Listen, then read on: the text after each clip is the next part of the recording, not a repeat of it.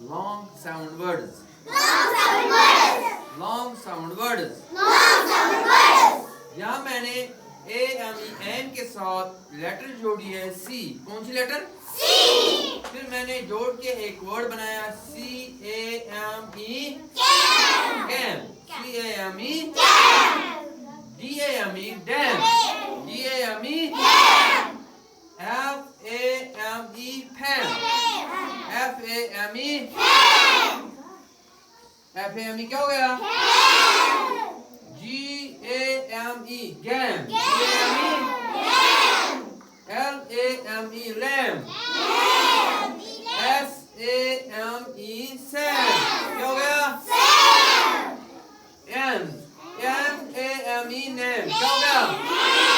फिर लेटर मैंने जोड़ी है टी। कौन सी लेटर? इसके साथ जोड़ी AME के साथ। कौन सी letter? T.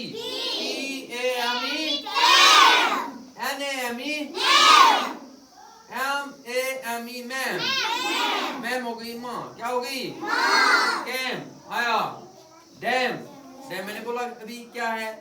Fam game ram same name tame ma'am. दोबारा से सुनो। Came game fame game ram same name tame ma'am. दोबारा देखो।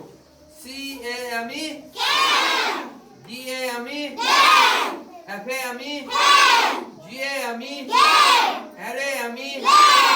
SAME NAME TAME MAME। देखो कितने सारे वर्ड्स बन गए। बीच में हमने 3 लेटर्स लिखे AME एम। क्या लिखा?